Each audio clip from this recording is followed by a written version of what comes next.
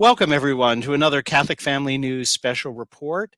I'm Brian McCall, the editor-in-chief of Catholic Family News, and today we're bringing you a special report on an organization that we have mentioned previously on some of our news roundups, and we've mentioned on our website, the Lepanto Institute, and we're bringing onto the show its founder to talk about a really interesting emerging story, a story that's emerged this week on a defense of the Catholic faith, particularly on topics we discuss a lot in our news roundup, on doctrines on the priesthood, et cetera, the nature of the priesthood, and is now seen legal threats against them.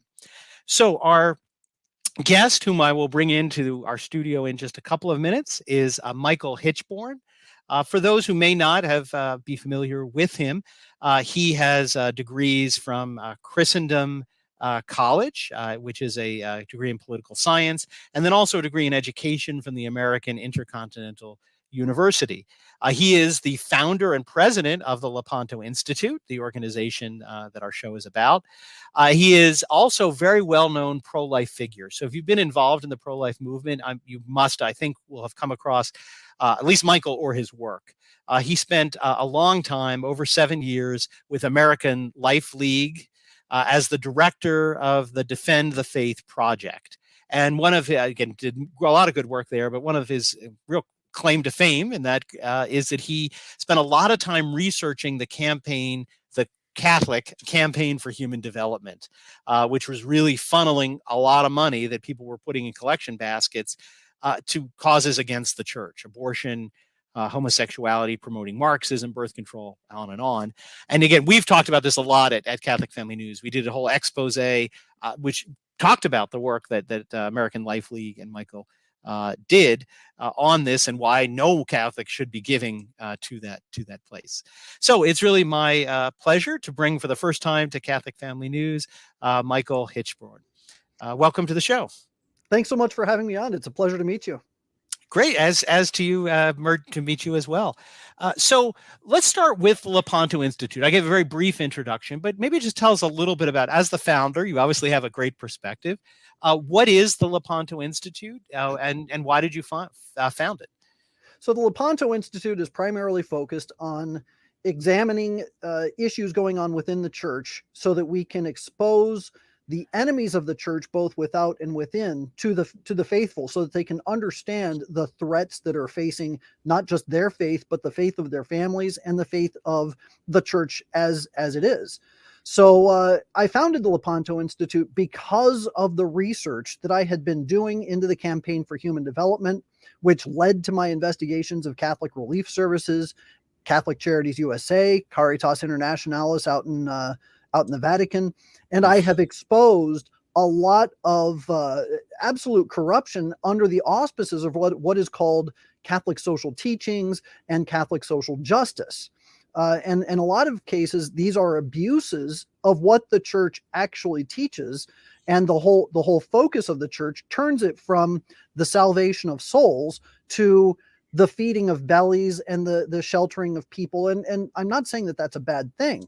But when you divorce that from the mission of the church, which is the salvation of souls, well, then effectively what you're doing is you're feeding bellies and starving souls. And that's a terrible thing.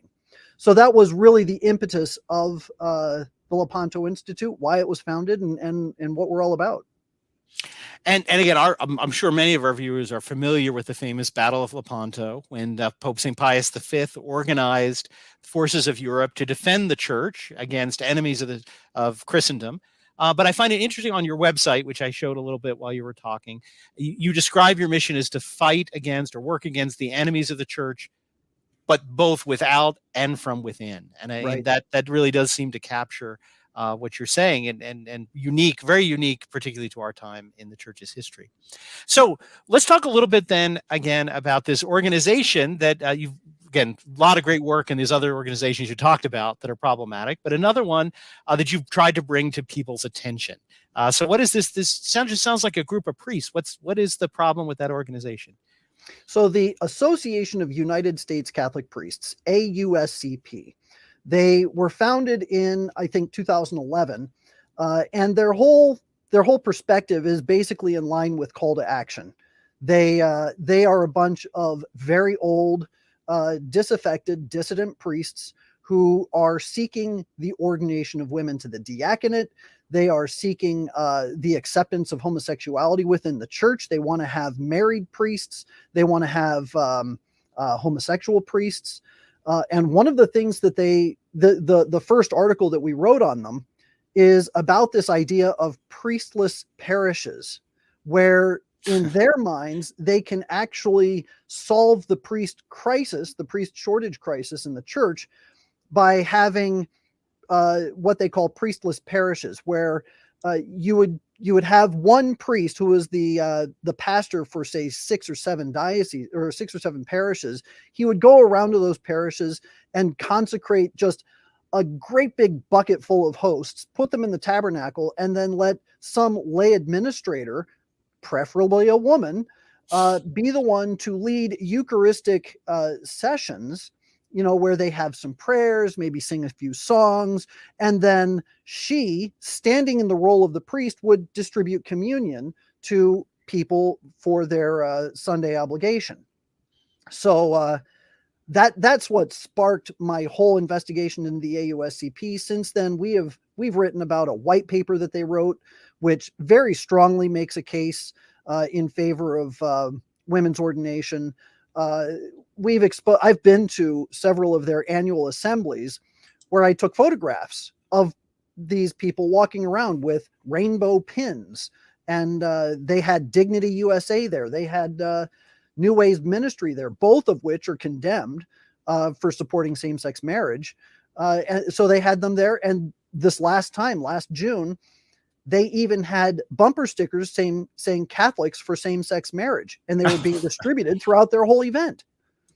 Wow. So you conducted this investigation. So you, again, read about them, read their materials, and actually attended their event. So, really some groundwork. And then the things you've been saying are not just, things you're saying about them privately. These are, public things you've published. Is that correct? On your website, or where would you publish these things? We publish all of our reports on our website, lepantoin.org. So if anybody wants to go to our website, they can just look up AUSCP in a search bar, and they'll find all of our reports on the AUSCP. So the AUSCP did not take very kindly to this. So and this is our breaking story. They, I assume, sent to you individually, but I'm not sure of that. But they posted at least on their website. So I did actually send it to you too. Yeah. This letter for immediate release.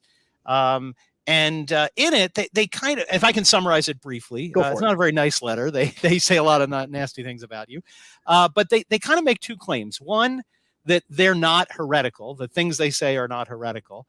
And that's again, that's going to be a judgment, right? So is this or this not heretical? But then secondly, they even say factually that your factual claims that you say what they believe is not true. You have asserted we have officially taken stances, such as officially endorsing ordination of women to the priesthood, which we have not. So I take their accusation on 2 levels: that what you say they believe is not true, but then also what they believe is not heretical. And then they also finally throw in that they're in good standing. That's not exactly the words they use, but essentially we're in good standing with the church and with everything, which in my mind doesn't mean a lot, even if you are these days, because there's a lot of dodgy people in good standing. Sure. But that's their accusation. So now you have officially responded, I should say, on your website. But maybe if you could talk to us about how you would answer, maybe the way I've organized them, those accusations. Sure. Let's start with their claim that they are that they're an organization in good standing with the Catholic Church. Yeah. I want to address this right away, because right up front, one of the articles that we did on the AUSCP, we exposed the fact that there was a woman who was an actual representative of the AUSCP. Her name is Beverly Bingle, and her bishop, actually the bishop of the Toledo Diocese, which is also where the AUSCP is headquartered, so it's their local ordinary also, he issued an excommunication letter of Beverly Bingle because she attempted to receive the sacrament of holy orders. She tried to become a woman priest. She was acting officially as a representative of the AUSCP for quite some time. So in his excommunication letter, what Bishop Daniel Thomas actually said was very interesting. He said that the AUSCP in Beverly Bingle were a source of grave concern due to the confusion and scandal they have caused. So, in this official letter from their local ordinary saying that the AUSCP is a source of confusion and scandal, does not sound to me like they are in good standing with the church. So, forgive me for being confused on this point, but, the other thing that I point out is that the AUSCP, if you're in good standing with the church, you're not going to do anything underhanded to undermine the right and lawful orders of local bishops, except that the AUSCP actually harbored and assisted a priest who was promoting women's ordination, a priest from Austria named Helmut Schuler. They actually helped him to find speaking venues in several different dioceses where the local ordinary had banned him from speaking. They knew that he was banned from speaking, but the AUSCP decided to take it upon themselves to be their own authority over the bishop to find him speaking venues within those dioceses. So again, if you're in good standing with the church, that means you're going to follow what the church teaches and the authorities that she has in place, and you're not going to undermine the local bishop. But that's exactly what they did. So to address that right out of the gate, I think that the AUSCP has a lot to answer for. But to the question, clearly, but then yes, like if we can turn to the question, factually, they seem to be claiming, "Oh, we're not promoting things you say." Now, I don't know if they're doing wordplay because it said we don't officially. You're claiming we officially. I don't know if that's their game, that they're but you seem to have spent a lot of time. Maybe explain to us how the charge you've made they clearly do espouse. Sure. So one of the things, yes, in the letter they said, well, you say that we have officially taken a position in support of women's ordination. And this is a true statement. Now, while the AUSCP has not put a bullet point together that says, we as an organization support women's ordination to the priesthood. That's not what I'm saying. And I've never actually said that. But as an organization, they have signed a letter in support of Father Tony Flannery, Father Roy Bourgeois, and Father Bill Brennan, all three of whom took formal positions in support of women's ordination, and they were silenced because of their positions in favor of women's ordination.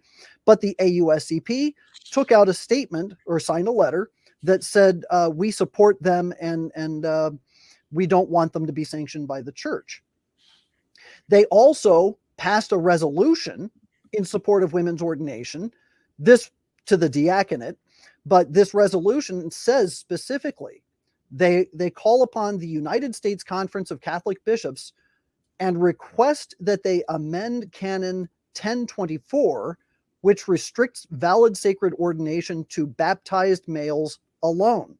In other words, when you're calling for a change in the canon that restricts ordination only to men, not only are you opening the priesthood, so that is a de facto support of women being ordained to the priesthood, whether they specifically state it or not. And just to make sure people didn't miss that, you said this wasn't just an individual saying this. They actually, at one of their meetings, passed a resolution to this effect. I mean, that sounds pretty official to me. Yes, that's what I thought too. Right. How do you get more official than a passed resolution? Right. So again, you in your original documentation of this or your original articles documented these things. It's not like you just threw out an accusation. You have been researching this. So again, there's that first factual claim, and like I said, it sounds like legally they're maybe trying to hide behind what is official. But I think you've knocked that down even there. Even if you just go to the resolution, that's pretty official. But now what about this claim? And this is interesting because the tone of their letter is like, who are you? You don't get to decide what's heretical and what's not. And let's try to clarify what you mean by that. So when any of us, a layperson, who says, well, that's heretical, obviously, you don't set up on your website claiming to be a tribunal of the Catholic Church, putting people on trial for heresy. Right. So obviously, they're misrepresenting what you're saying. So what are you saying when you claim that this organization supports heresy or heretical beliefs? And again, we don't have time to go through everything, but give us some proof that really these things they're advocating, that any normal Catholic would have to say that's a contrary to the teaching of the Church. Absolutely. So, in the first sense, yes. When it comes to the question of heresy, and I make very clear in our response, we are not we're not accusing them of the formal charge or the canonical crime of heresy itself. We're using the words or the term heretical in the more colloquial sense, which is that the things that they have supported, their official standings, their official documents, make claims or state things that are completely contrary to established church teaching. And that's the sense in which we have used the phrase or the term heretical. And what they have said in that sense is absolutely heretical. And I'll just give you a couple of very brief examples. In the first point, they say this in one of their papers. This is from a paper that they wrote, the AUSCP's Declaration on the Status of Women in the Church. And what they say is that rules, fixed order, dogmatic formulas, unyielding laws, patriarchy, authority, and obedience have rendered the church resistant to the radical interconnectivity that marks all levels of nature. The church is bound to die out unless the system undergoes radical transformation. Thus, the institutional church needs to consider the evolving insights of science and the universe. Now, let's compare that with Canon 4.3 of the First Vatican Council, which says, if anyone says that it is possible at some time, given the advancement of knowledge, a sense may be assigned to the dogmas propounded by the church, which is different from that which the church has understood and understands, let him be anathema. Now, why does this apply? It sounds like they're talking about the structures of the church, whereas this canon talks about dogmas.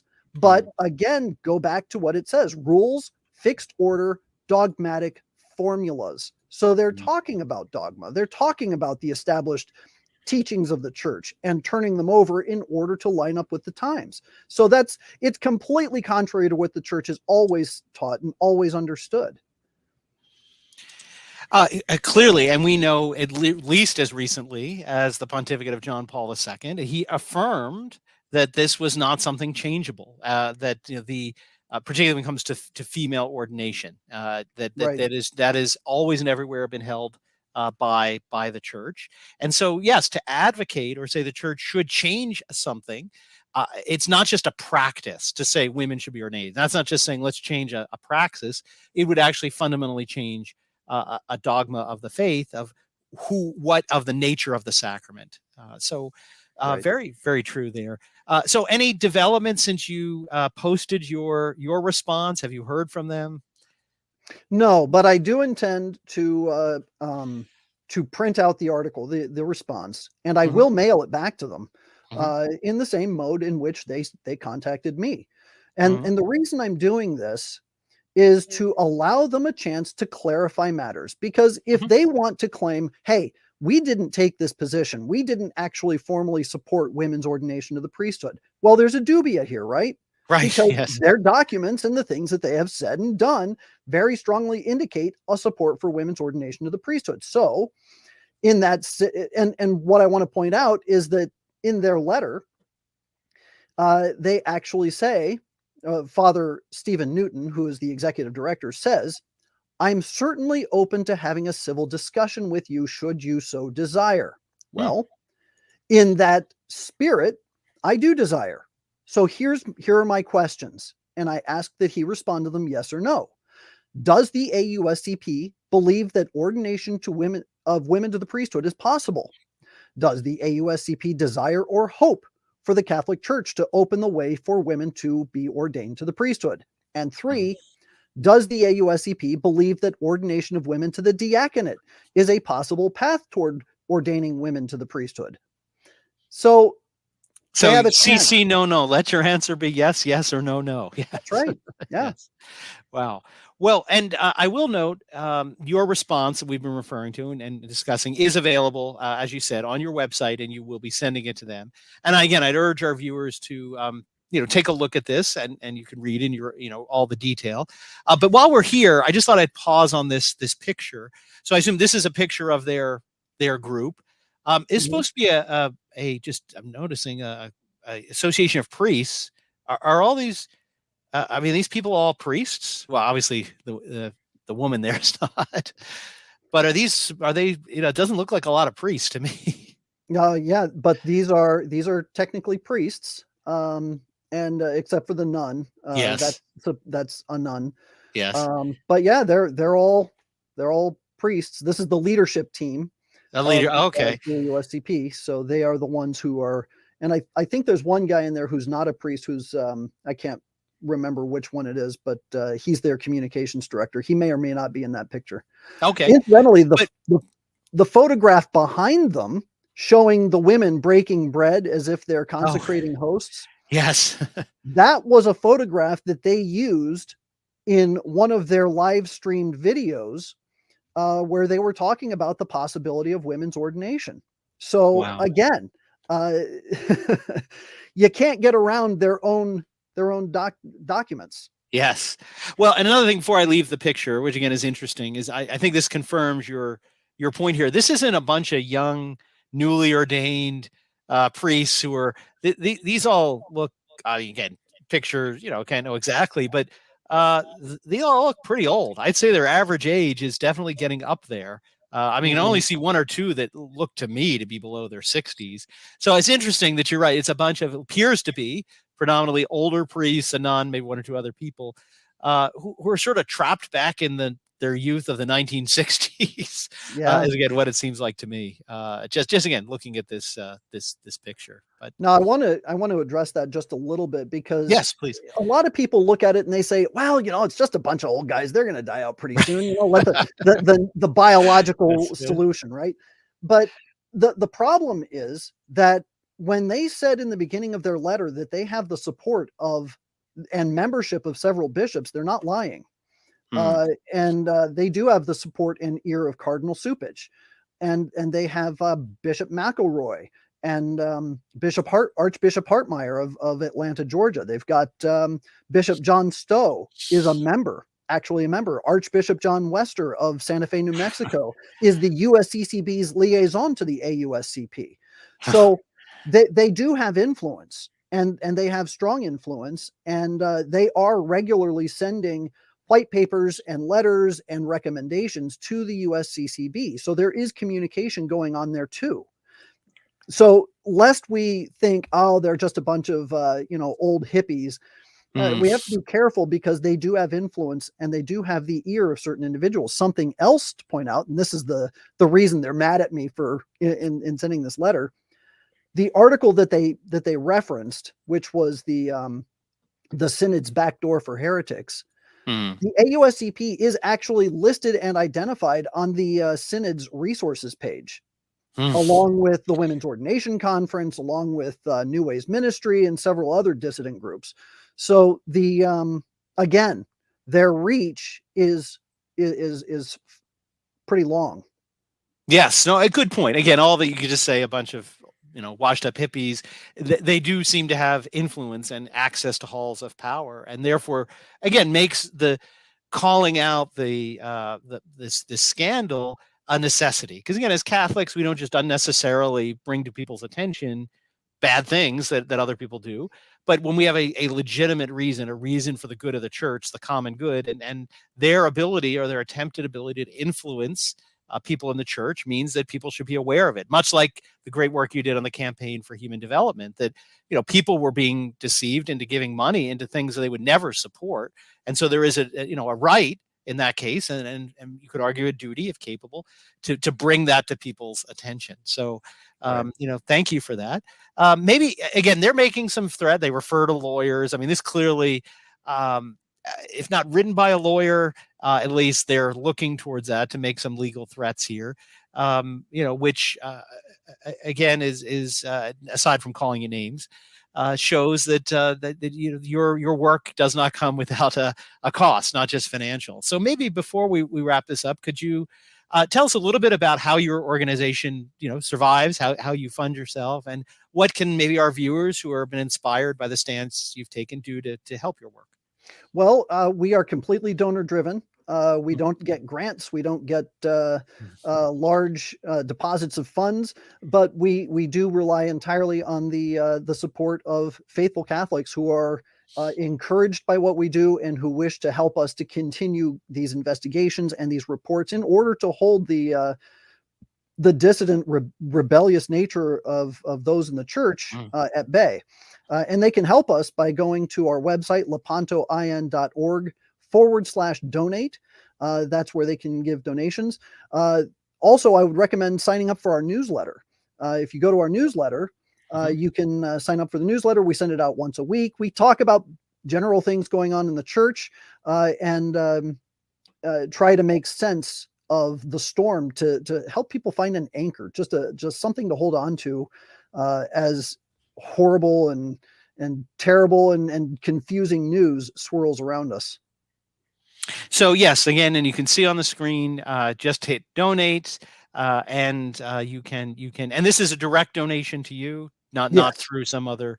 So it's not like the Freedom Convoy; they're not going to seize your GoFundMe account. Right. Right? Yeah. Exactly. But no, excellent. So again, please, if you obviously pray for Michael Hichborn and his those who work with him there, but if you feel moved, there certainly you can sign up for their newsletter to get information like this, but perhaps consider a donation to support their effort to bring this kind of information to all of our attention. So thank you. Is there anything else before we wrap up you'd like to share with our viewers? I just encourage people to be informed and to look at the reports. We do have a charity reports list on the website that I highly recommend. People are always looking for ways to use their money charitably, and especially as Lent is coming up, you're looking for almsgiving. So we have profiled over 80 organizations now, charitable organizations, that are commonly used, and unfortunately many of them are compromised in some way, shape, or form. So we rate them when it comes to whether they support contraception, homosexuality, Marxism, abortion, or heretical views. So we rate them on those levels. If we give them a not safe rating, just click on the name. You'll be able to look at the report as to why we gave them that not safe rating. If we give them a safe rating, we simply link directly to their website. So you can take a look at that list, and it's a good, easy resource for faithful Catholics to go to in order to find how they can spend their money properly within Catholic bounds. So something a little bit like the Newman Centers of giving a list on universities that are Catholic or not, right? Yes, so similar. Yeah. Good. Excellent work. Well, thank you for joining us today, Michael, and sharing this with our viewers. And perhaps we can have you back in the future to talk more about another project. Absolutely. I would love to. Thank you so much for having me on. Thank you. And thank you for watching our program. Again, if you've enjoyed our free video, we please encourage you to subscribe to our channel, either on Rumble or YouTube. Please share the video, share it with all your acquaintances. Again, this may be someone you haven't shared content with before, but has an interest in this topic, or you think it might be a good way to introduce them to the channel. So sharing this video might share even more information with them. And as always, if you enjoy our free content, please consider a subscription to Catholic Family News monthly newspaper, available in either electronic only or electronic and print format. You can visit our website at catholicfamilynews.com. It'll appear at the credits to the show, and choose one of the subscription options. So thank you for watching our show today. And as we approach Lent, I wish you a holy and happy Lent, and I'll see you next time.